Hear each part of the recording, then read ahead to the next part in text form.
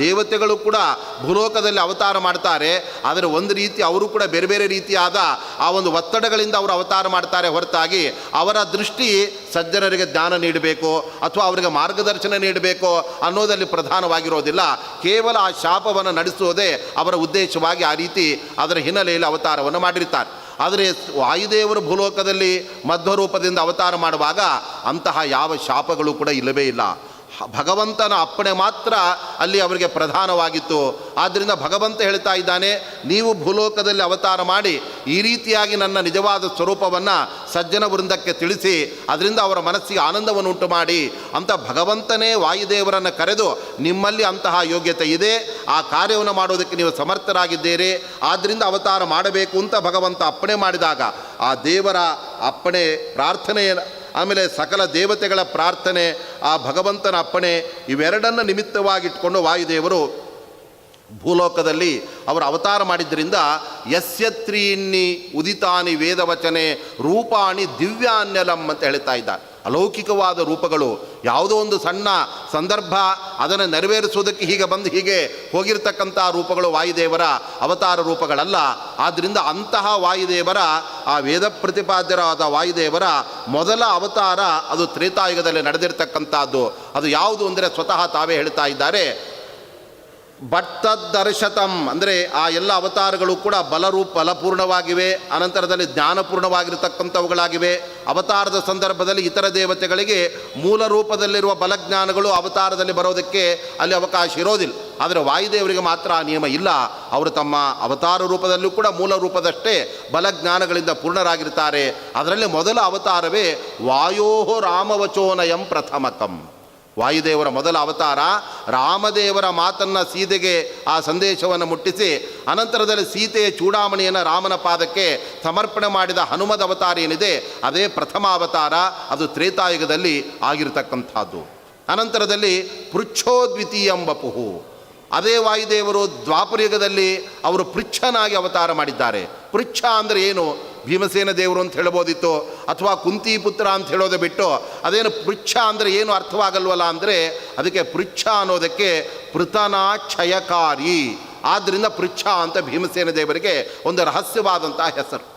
ಆ ದ್ವಾಪರ ಯುಗದಲ್ಲಿ ಕೌರವರ ಸೈನ್ಯವನ್ನು ಅನಾಯಾಸವಾಗಿ ಸಂಹಾರ ಮಾಡುವಾಗ ಬರೀ ಒಬ್ಬಿಬ್ಬರನ್ನು ಭೀಮಸೇನ ದೇವರು ಸಂಹಾರ ಮಾಡ್ತಾ ಇದ್ದದ್ದಲ್ಲ, ಆ ಸೈನ್ಯದ ಗುಂಪನ್ನೇ ಅವರು ಸಂಹಾರ ಮಾಡ್ತಾ ಇದ್ದದ್ರಿಂದ ಪೃತನ ಅಂದರೆ ಆ ಸೈನ್ಯ, ಅದನ್ನು ಕ್ಷಯಕಾರಿ, ಆ ಸೈನ್ಯವನ್ನು ಧ್ವಂಸ ಮಾಡಿದಂಥವರೇ ಅದು ಭೀಮಸೇನ ದೇವರಾದ್ದರಿಂದ ಆ ಪೃಚ್ಛ ಎಂಬ ಭೀಮರೂಪ ಅದು ದ್ವಾಪರ ಯುಗದಲ್ಲಿ ನಡೆದಿರತಕ್ಕಂಥದ್ದು.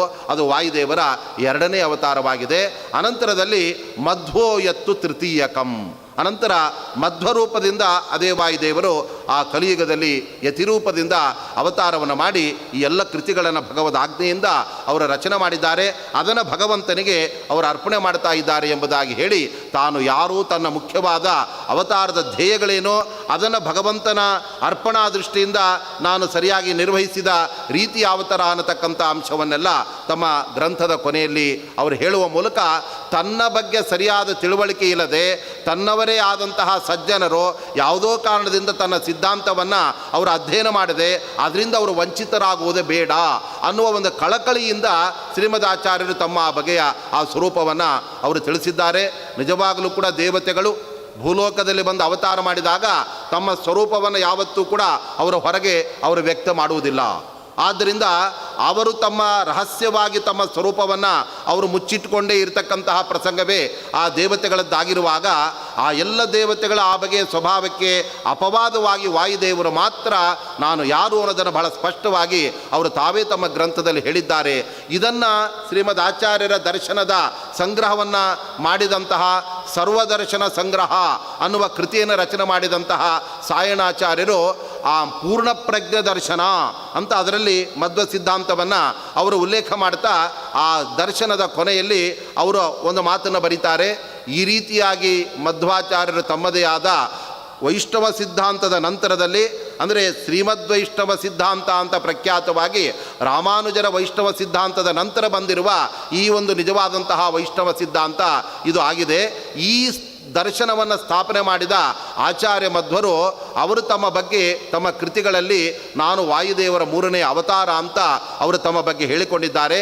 ಇದನ್ನು ಅವರ ಅನುಯಾಯಿಗಳು ಅವರು ಶ್ರದ್ಧೆಯಿಂದ ನಂಬುವ, ಆ ಮೂಲಕ ಅವರಲ್ಲಿ ಭಕ್ತಿ ಮಾಡುವ ಆ ವೃಂದವೂ ಕೂಡ ಅವರ ಅನುಯಾಯಿಗಳಾಗಿದ್ದಾರೆ. ಆದ್ದರಿಂದ ಇದನ್ನು ಗೌರವದಿಂದ ನಾವಿಲ್ಲಿ ಉಲ್ಲೇಖ ಮಾಡ್ತೇವೆ ಅಂತ ಅವರು ಬರಿತಾ ಇದ್ದಾರೆ. ಹಾಗಾದರೆ ಶ್ರೀಮದ್ ಆಚಾರ್ಯರು ತಾವು ಅಂತಹ ದೊಡ್ಡ ವ್ಯಕ್ತಿಗಳು ಎಂಬುದನ್ನು ಅಲ್ಲಿ ತೋರಿಸಿಕೊಟ್ಟಿದ್ದಾರೆ. ಆದರೆ ಸುಮ್ಮನೆ ನಾನು ಆ ದೇವರ ಅವತಾರ ಇವರ ಅವತಾರ ಅಂತ ಹೇಳಿದರೆ ಆ ಜನಗಳು ಸುಲಭವಾಗಿ ನಂಬೋದಿಲ್ಲ. ಆ ರೀತಿಯಾಗಿ ಆ ಜನಗಳನ್ನು ನಂಬಿಸುವ ಪ್ರಯತ್ನವನ್ನು ಕೂಡ ಮಾಡಿ ಅಂತಹ ಸಂದರ್ಭಗಳಲ್ಲೂ ಕೂಡ ಸಮರ್ಥವಾಗಿ ಅದನ್ನು ರುಜುವಾತು ಮಾಡಿಕೊಂಡ ಮಹಾನುಭಾವರು ಕೂಡ ನಮ್ಮ ಶ್ರೀಮದ್ ಆಚಾರ್ಯರಾಗಿದ್ದಾರೆ. ಅವರು ಒಂದು ಸಂದರ್ಭದಲ್ಲಿ ಈ ಕಳಸ ಅನ್ನತಕ್ಕಂಥ ಗ್ರಾಮ, ಇಲ್ಲೇ ಚಿಕ್ಕಮಗಳೂರಿನ ಆ ಪರಿಸರದಲ್ಲಿರುವ ತುಂಗಾ ನದಿ ಹರಿತಾ ಇರತಕ್ಕಂಥ ಪರಿಸರ, ಅಲ್ಲಿ ಸ್ನಾನ ಮಾಡುವಾಗ ನೀರು ಹರಿಯುವ ಆ ಜಾಗದಲ್ಲಿ ಅದು ಸ್ನಾನಕ್ಕೆ ಅನಾನುಕೂಲವಾಗುತ್ತೆ ಅಂತ ಒಂದು ದೊಡ್ಡ ಬಂಡೆ ಕಲ್ಲನ್ನು ಸಾವಿರಾರು ಜನಗಳು ಅದಕ್ಕೆ ಅಡ್ಡವಾಗಿರಬೇಕು, ಆ ಪ್ರವಾಹದ ತೀವ್ರವಾದ ಆ ಸೆಳುವನ್ನು ಕಡಿಮೆ ಮಾಡಬೇಕು ಅಂತ ಆ ಬೆಟ್ಟವನ್ನು ಇಡೋದಕ್ಕೆ ಬಂದಾಗ ಆ 1000 ಜನಗಳಿಗೂ ಅದನ್ನು ಸರಿಯಾದ ಜಾಗದಲ್ಲಿ ಅವರಿಗೆ ಇಡಲಿಕ್ಕೆ ಆಗಲಿಲ್ಲ. ಅದು ಅರ್ಧಕ್ಕೆ ಎಲ್ಲೋ ಮಧ್ಯ ಜಾಗದಲ್ಲಿ ಅದು ನಿಂತ್ಕೊಂಡು ಬಿಡ್ತು. ಅದಾದ ನಂತರದಲ್ಲಿ ಶ್ರೀಮದಾಚಾರ್ಯರು ಸಂಚಾರ ಕ್ರಮದಿಂದ ಆ ಕಳಸ ಗ್ರಾಮಕ್ಕೆ ಬಂತು. ಆ ಚಿಕ್ಕಮಗಳೂರಿನ ಪರಿಸರಕ್ಕೆ ಬಂದಾಗ ಅಲ್ಲಿ ಭದ್ರಾ ನದಿಯಲ್ಲಿ ಅವರು ಸ್ನಾನ ಮಾಡಬೇಕು ಅಂತ ಹೊರಟಾಗ ಅಲ್ಲಿ ದೊಡ್ಡ ಕಲ್ಲು ಯಾವ ಜಾಗದಲ್ಲಿರಬೇಕು ಅದು ಬಿಟ್ಟು ಪಕ್ಕದಲ್ಲಿದೆ, ಆದರೆ ಪ್ರವಾಹ ಜನಗಳಿಗೆ ಅನಾನುಕೂಲ ಮಾಡ್ತಾ ಇದೆ. ತಕ್ಷಣದಲ್ಲಿ ಅಲ್ಲಿದ್ದ ಜನಗಳನ್ನು ಅವರು ಕೇಳಿದರು, ಯಾಕೆ ಈ ಬೆಟ್ಟವನ್ನು ಸರಿಯಾದ ಜಾಗದಲ್ಲಿ ಈ ಕಲ್ಲನ್ನು ಇಡಲಿಲ್ಲ ಅಂತ ಕೇಳಿದಾಗ, ಲೋಕಾನಾಮುಪಕೃತಯೇ ಕುತಶಿಲೇಯಂ ನಿನ್ನೇನೋ ಇತಿ ಜನತಾ ಜಗಾದ ತತ್ರ. ಶ್ರೀಮದ್ ಆಚಾರ್ಯಲ್ಲಿದ್ದ ಜನಗಳನ್ನು ಅವರು ಕೇಳ್ತಾ ಇದ್ದಾರೆ, ಜನಗಳಿಗೆ ಅನುಕೂಲವಾಗೋದಕ್ಕೋಸ್ಕರ ಸರಿಯಾದ ಜಾಗದಲ್ಲಿ ಈ ದೊಡ್ಡ ಬೆಟ್ಟವನ್ನು ಕಲ್ಲನ್ನು ಯಾಕೆ ಇಟ್ಟಿಲ್ಲ ಅಂತ ಕೇಳಿದಾಗ ಅದಕ್ಕೆ ಅಲ್ಲಿದ್ದ ಜನಗಳು ಹೇಳಿದರು, ನೇತಾರೋ ಯತಿವರ. ನೋಡಿ ಸ್ವಾಮಿ, ಸಾವಿರಾರು ಜನಗಳು ಇದನ್ನು ಪ್ರಯತ್ನ ಮಾಡಿ ಒಂದು ಸರಿಯಾದ ಜಾಗಕ್ಕೆ ಇಡಬೇಕು ಅಂತ ಅವರು ಹೋದರೂ ಅದಕ್ಕೆ ಸಾಧ್ಯವಾಗಲಿಲ್ಲ. ಆದರೆ ಆ ಜನಗಳಿಗೆ ಆಗೋದಿಲ್ಲ ಅನ್ನೋದು ಬಿಡಿ, ಒಂದು ವೇಳೆ ಭೀಮಸೇನ ದೇವರು ಬಂದರೂ ಕೂಡ ಈ ಕಲಿಯುಗದಲ್ಲಿ ಅವರಿಗಾದರೂ ಈ ಬೆಟ್ಟವನ್ನು ಎತ್ತಿಳಿಕ್ಕಾಗುತ್ತೋ ಇಲ್ಲೋ ಗೊತ್ತಿಲ್ಲ ಅನ್ನುವ ಮಾತನ್ನು ಅವರು ಹೇಳಿಬಿಟ್ಟು ತಕ್ಷಣದಲ್ಲಿ ಶ್ರೀಮದಾಚಾರ್ಯರು ನಾನೇ ಪೂರ್ವ ಭೀಮ, ಆದ್ದರಿಂದ ಈ ಜನಗಳ ಕಷ್ಟವನ್ನು ಸರಿ ಮಾಡಿ ಅವರಿಗೆ ಅನುಕೂಲ ಮಾಡಬೇಕು ಎಂಬುದಾಗಿ ಹೇಳಿ, ನಿನ್ನೇತಾಂ ಗಿರಿಮಿವ ವಾನರಿ ಕೃತಾತ್ಮ ಲೀಲಾವತ್ ಕರ ಕಮಲೇನ ಸೋಮಲೇನ. ತಕ್ಷಣದಲ್ಲಿ ಒಂದು ಕೈಯಿಂದಲೇ ಅನಾಯಾಸವಾಗಿ ಶ್ರೀಮದ್ ಆಚಾರ್ಯ ತಾವೊಬ್ಬರೇ ಆ ಬೆಟ್ಟವನ್ನು ಎತ್ತಿ ಎಲ್ಲಿ ಜೋರಾಗಿ ಆ ಭದ್ರಾ ಪ್ರವಾಹ ಅದು ಹರಿದು ಬರ್ತಾ ಇತ್ತೋ ಅದಕ್ಕೆ ಕಲ್ಲನ್ನು ಅಡ್ಡವಾಗಿಟ್ಟಾಗ ಅದರ ಆ ಪ್ರವಾಹ ಸೆಳೆತ ಕಡಿಮೆಯಾಯಿತು, ಆ ಜನಗಳಿಗೆ ಅನುಕೂಲವಾಯಿತು. ತಕ್ಷಣದಲ್ಲಿ ಜನಗಳೆಲ್ಲ ಭಾವಿಸಿದರಂತೆ, ಓ ನಾವು ಭೀಮಸೇನ ಬಂದರೂ ಕೂಡ ಅವನಿಗೂ ಈ ಕಲ್ಲನ್ನು ಎತ್ತಿಳಿಕ್ಕೆ ಆಗುತ್ತೋ ಇಲ್ಲೋ ಅಂದ್ಕೊಂಡ್ವಿ, ಆದರೆ ಈ ಭೀಮ ಬಲದ ಈ ಸನ್ಯಾಸಿಗಳೇ ಎತ್ತಿಟ್ಬಿಟ್ಟಿದ್ದಾರೆ, ಇವರೇ ನಿಜವಾಗಲೂ ಭೀಮಸೇನ ದೇವರೋ ಏನೋ ಅಂತ ಅವರು ಉದ್ಗಾರವನ್ನು ತೆಗೆದುಬಿಟ್ಟು. ಹಾಗಾದರೆ ಜನಗಳ ಸವಾಲನ್ನು ಕೂಡ ಅವರು ಸ್ವೀಕಾರ ಮಾಡಿ ಅದಕ್ಕೆ ತಮ್ಮ ತಕ್ಕ ಬಲವನ್ನು ಕೂಡ ಅಲ್ಲಿ ತೋರಿಸಿ ಆ ಸರಿಯಾದ ಕಾರ್ಯವನ್ನು ಮಾಡುವ ಮೂಲಕ, ಓಹೋ ಇವರು ನಾನೇ ದ್ವಾಪರಯುಗದಲ್ಲಿ ಭೀಮಸೇನನಾಗಿದ್ದೆ ಅನ್ನುವ ಮಾತನ್ನು ಹೇಳ್ತಾ ಇದ್ದಾರೆ. ಪ್ರಾಯ ಇಂತಹ ಮಹತ್ತರವಾದ ಈ ಕಾರ್ಯವನ್ನು ಇವರು ಮಾಡಿದ್ದರಿಂದ 50 ಲಕ್ಷ ಟನ್ನುಗಳಷ್ಟು ಭಾರ ಇರುವ ಆ ಬೆಟ್ಟವನ್ನು ಅನಾಯಾಸವಾಗಿ ಒಂದೇ ಕೈಯಿಂದ ಎತ್ತಿ ಸರಿಯಾದ ಜಾಗದಲ್ಲೇ ಅವರು ಇಡಬೇಕಾಗಿದ್ದರೆ ಅವರು ನಿಜವಾಗಲೂ ಕೂಡ ಭೀಮ ಬಲರೇ ಎಂಬುದಾಗಿ ಜನಗಳಲ್ಲಿ ಗುರುತಿಸ್ತಾ ಇದ್ದಾರೆ. ಇವತ್ತಿಗೂ ಕೂಡ ಆ ಕಳಸ ಗ್ರಾಮಕ್ಕೆ ನಾವು ಹೋದಾಗ ಆ ದೊಡ್ಡ ಬಂಡೆ ಕಲ್ಲಿನ ಮೇಲೆ ಮಧ್ವಾಚಾರ್ಯರ ಒಂದು ನಿಂತ ಒಂದು ಪ್ರತೀಕ ಅಲ್ಲಿದೆ. ಅವರ ಕೈಯಲ್ಲಿ ಕಮಂಡಲು ಹಿಡಿದುಕೊಂಡು ದಂಡವನ್ನು ಹಿಡಿದುಕೊಂಡು ನಿಂತಿರುವ ಆ ಭಂಗಿಯ ಚಿತ್ರವನ್ನು ಅಲ್ಲಿ ಬಿಡಿಸಿ ಅದರ ಪಕ್ಕದಲ್ಲಿ ಕನ್ನಡದಲ್ಲೇ ಆ ಸಂಸ್ಕೃತದ ಒಂದು ವಾಕ್ಯವನ್ನು ಕನ್ನಡದ ಲಿಪಿಯಲ್ಲಿ ಅವರು ಬರೆದಿಟ್ಟಿದ್ದಾರೆ. ಶ್ರೀ ಮಧ್ವಾಚಾರ್ಯೇಣ ಏಕೇನ ಹಸ್ತೇನ ಆನೀಯ ಸ್ಥಾಪಿತ ಶಿಲಾ. ಮಧ್ವಾಚಾರ್ಯರು ಒಂದೇ ಕೈಯಿಂದ ಆ ಬೆಟ್ಟವನ್ನು ತಂದು ಇಲ್ಲಿ ಇಟ್ಟಿರ್ತಕ್ಕಂಥದ್ದು ಆ ಬೆಟ್ಟವೇ ಇದು ಅಂತ ಅಲ್ಲಿ ಕೆತ್ತನೆ ಮಾಡಿ ಇವತ್ತಿಗೂ ಕೂಡ ಆ ದೃಶ್ಯವನ್ನು ಆಚಾರ್ಯರ ಚಿತ್ರವನ್ನು ಅಲ್ಲಿ ನಾವು ನೋಡ್ತಾ ಇದ್ದೇವೆ. ಇದರಿಂದ ಶ್ರೀಮದಾಚಾರ್ಯರು ಏನು ತಾವು ಹಿಂದೆ ನಾವೇ ಭೀಮಸೇನ ದೇವರಾಗಿದ್ವಿ, ಅದಕ್ಕಿಂತ ಹಿಂದೆ ನಾವು ತ್ರೇತಾಯುಗದಲ್ಲಿ ನಾನೇ ಹನುಮಂತನಾಗಿದ್ದೆ ಅನ್ನುವ ಮಾತಿಗೆ ಪುಷ್ಟಿಯನ್ನು ಕೊಡುವ ರೀತಿಯಲ್ಲಿ ಅದಕ್ಕೆ ಜನಗಳು ಸುಮ್ಮನೆ ಇವರು ಹೇಳ್ತಾರಷ್ಟೇ, ಒಂದು ಆ ಕೆಲಸ ಮಾಡೋದಿಲ್ಲ, ಇವರು ಬರೀ ಸನ್ಯಾಸಿಗಳಾಗಿದ್ದಾರೆ ಅಂತ ಅವರಲ್ಲಿ ವಿಪರೀತ ಭಾವನೆ ಬರದಂತೆ ತಾವು ಹೇಳಿದ್ದಕ್ಕೆ ಅದಕ್ಕೆಲ್ಲ ತಮ್ಮ ಕೃತ್ಯವೇ ಅದಕ್ಕೆ ಸಾಕ್ಷಿ ಎಂಬುದಾಗಿ ಅಲ್ಲಿಯೂ ಕೂಡ ತಮ್ಮ ನುಡಿಗೆ ಆ ಜ್ವಲಂತವಾಗಿರುವ ಆ ಕಲ್ಲನ್ನು ಪ್ರಮಾಣವಾಗಿ ಅಲ್ಲಿಟ್ಟ ಶ್ರೀಮದ್ ಆಚಾರ್ಯರು ಎಲ್ಲೂ ಕೂಡ ಪ್ರಮಾಣ ಬಾಹಿರವಾದ ಅಂಶವನ್ನು ಅವರಲ್ಲಿ ನಾವು ಕಾಣೋದಕ್ಕೆ ಅದು ಸಾಧ್ಯ ಇಲ್ಲ ಅನ್ನತಕ್ಕಂಥದ್ದನ್ನು ನಾವು ಗುರುತಿಸಬಹುದಾಗಿದೆ. ಅಂತಹ ಶ್ರೀಮದ್ ಆಚಾರ್ಯರ ಆ ಸಿದ್ಧಾಂತ ಅದು ಸಾಮಾನ್ಯರಿಗೆ ನಮಗೆಲ್ಲ ಅರ್ಥವಾಗತಕ್ಕಂಥದ್ದಲ್ಲ. ವಾದಿರಾಜ ಗುರುಸಾರ್ವಭೌಮರು ಹೇಳ್ತಾ ಇದ್ದಾರೆ, ಮಾಧ್ವ ಗ್ರಂಥಗಳ ಅಭಿಪ್ರಾಯವನ್ನು ತಿಳ್ಕೊಳ್ಳೋದಕ್ಕೆ ದೇವತೆಗಳು ಮಾತ್ರ ಅಧಿಕಾರಿಗಳು. ಆದರೆ ನಮ್ಮಂತಹ ನಾವು ಅವರು ವಾದಿರಾಜ ಗುರುಸಾರ್ವಭೌಮರು ಹೇಳ್ತಾ ಇದ್ದಾರೆ, ನಾನು ವಾಯುಸ್ತುತಿಯಲ್ಲಿ ನಿತ್ಯ ರತನಾಗಿ ಅದನ್ನು ನಿತ್ಯ ಮನನ ಮಾಡ್ತಾ ಇದ್ದದರಿಂದ ಹೇಗೋ ಸ್ವಲ್ಪ ಮಟ್ಟಿಗೆ ಮಧ್ವಾಚಾರ್ಯರ ಗ್ರಂಥಗಳನ್ನು ನಾನು ತಿಳ್ಕೊಂಡಿದ್ದೇನೆ ಅಂತಹ ದೊಡ್ಡ ಮಹನೀಯರೇ ಹೇಳಬೇಕಾಗಿದ್ದರೆ ಆ ಮಧ್ವಗುರು ಗ್ರಂಥದಲ್ಲಿ ಎಷ್ಟು ಅರ್ಥಗಳಿದೆ. ತ್ರಿವಿಕ್ರಮ ಪಂಡಿತಾಚಾರ್ಯ ಹೇಳ್ತಾ ಇದ್ದಾರೆ, ಅದರಲ್ಲಿ ಸಾವಿರಾರು ಅರ್ಥಗಳಿದೆ, ಅದೆಲ್ಲವನ್ನು ನನಗೆ ತಿಳ್ಕೊಳ್ಳಿಕ್ಕೂ ಸಾಧ್ಯ ಇಲ್ಲ, ಅದನ್ನು ಬರೆಯೋದಂತೂ ಇನ್ನೂ ದುಸ್ತರ.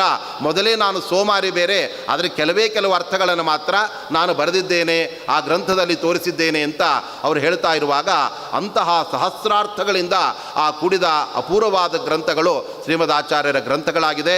ಅಂತಹ ಶ್ರೀಮದ್ ಆಚಾರ್ಯರು ಮಾಘ ಶುದ್ಧ ನವಮಿಯ ದಿನ ಅವರು ಬದರಿಕಾಶ್ರಮಕ್ಕೆ ಪ್ರಯಾಣ ಮಾಡಿದ ಒಂದು ಪರಮ ಪವಿತ್ರವಾದಂತಹ ಒಂದು ದಿನವಾಗಿರ್ತಕ್ಕಂಥದ್ದಾಗಿದೆ. ಆದ್ದರಿಂದ ತಾವು ಬಾಲ್ಯದಲ್ಲಿ ಕೇವಲ 8 ವರ್ಷ ಇದ್ದಾಗಲೇ ಮಧ್ವಾಚಾರ್ಯ ಬದರಿಕಾಶ್ರಮಕ್ಕೆ ಮೊದಲ ಬಾರಿ ಹೊರಟಬಿಟ್ಟು ವೇದವ್ಯಾಸ ದೇವರ ಬಳಿ ಅನೇಕ ವಿಚಾರಗಳ ವಿನಿಮಯ ಮಾಡಿ ಅವರಿಂದ ಉಪದೇಶವನ್ನು ಪಡೆದು ಮುಂದೆ ಹೇಗೆ ತಾನು ಸಿದ್ಧಾಂತ ಸ್ಥಾಪನೆ ಮಾಡಬೇಕು ಅವರಿಂದ ಮಾರ್ಗದರ್ಶನವನ್ನು ಪಡೆಯುವುದಕ್ಕೋಸ್ಕರ ಅವರು ಮೊದಲ ಬಾರಿ ಪ್ರಯಾಣ ಮಾಡಿದ್ದು. ಅನಂತರದಲ್ಲಿ ಅನೇಕ ಮಂದಿ ಶಿಷ್ಯರನ್ನು ತಮ್ಮ ಜೊತೆಗೆ ಕಟ್ಟಿಕೊಂಡು ಬದರಿ ಯಾತ್ರೆಯನ್ನು ಗೀತಾ ಭಾಷ್ಯ ಪುಸ್ತಕದ ಸಮರ್ಪಣೆ ಮೂಲಕವಾಗಿ ಮಾಡಿದ್ದು 2ನೇ ಬಾರಿ ಅದು ಬದರಿ ಯಾತ್ರೆಯನ್ನು ಶ್ರೀಮದ್ ಆಚಾರ್ಯ ಕೈಗೊಂಡ್ರೆ, ಅನಂತರದಲ್ಲಿ ಮಹಾಭಾರತದಲ್ಲಿ ಉಲ್ಲೇಖ ಮಾಡಿದ ದೊಡ್ಡ ಬದರಿ ಅಂತ ಯಾವುದನ್ನು ಕರೀತಾ ಇದ್ದಾರೆ. ಇವತ್ತು ನಾವೆಲ್ಲ ಹೋಗತಕ್ಕಂಥದ್ದು ಚಿಕ್ಕ ಬದರಿ ಅಷ್ಟೇ. ಉತ್ತರ ಬದರಿಗೆ ನಾವು ಹೋದರೆ ವಾಪಸ್ ನಾವು ಬರೋದೇ ಇಲ್ಲ, ಅಲ್ಲೇ ಯಾವುದೋ ಪ್ರಾಣಿಗಳಿಗೋ ಇನ್ಯಾವುದಕ್ಕೋ ಬಲಿಯಾಗಿಬಿಡ್ತಾ ಇರ್ತೇವೆ. ಅಂತಹ ಉತ್ತರ ಬದರಿಗೆ ಪ್ರಯಾಣ ಮಾಡಿ ನೆಲೆಸಿದಂತಹ ಏಕೈಕ ಹಿರಿಮೆ ಅಂದರೆ ಅದು ಶ್ರೀಮನ್ ಮಧ್ವಾಚಾರ್ಯರಿಗೆ. ಆದ್ದರಿಂದ ಅವರ ಬದರಿಕಾಶ್ರಮದ ಆ ಪ್ರಯಾಣದ ಪ್ರತೀಕವಾಗಿ ಅಂತಹ ಆಚಾರ್ಯರ ಮಧ್ವ ನವಮಿ ಅಂತ ಅವರ ಉತ್ಸವವನ್ನು ಆಚರಣೆ ಮಾಡ್ತಕ್ಕಂಥದ್ದು. ಅಂತಹ ಶ್ರೀಮದ್ ಆಚಾರ್ಯರ ಆ ಮಹಿಮೆ, ಅವರ ಚರಿತ್ರೆ ಅದೆಲ್ಲವನ್ನು ಕೂಡ ಅನುಸಂಧಾನ ಮಾಡಿ ಅವರ ಅನುಗ್ರಹಕ್ಕೆ ನಾವು ಪಾತ್ರ ಆಗೋಣ ಎಂಬುದಾಗಿ ತಿಳಿಸ್ತಾ ಈ ಉಪನ್ಯಾಸವನ್ನು ಮುಕ್ತಾಯಗೊಳಿಸ್ತಾ ಇದ್ದೇನೆ. ಶ್ರೀಕೃಷ್ಣಾರ್ಪಣ.